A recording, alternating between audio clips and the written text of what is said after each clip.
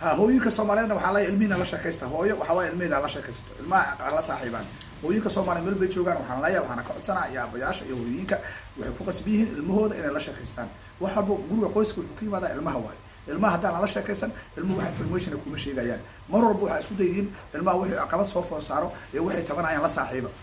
hooyinka intaas ka codsanaa abayaasha intaas ka codsanaa haddaan ilmiina saaxiib lahayn hadda qoyskana wax shaqo kuma leeyihiin qofka ilmihiisa waa inuu ogyahay xaalad ay ku sugan yihiin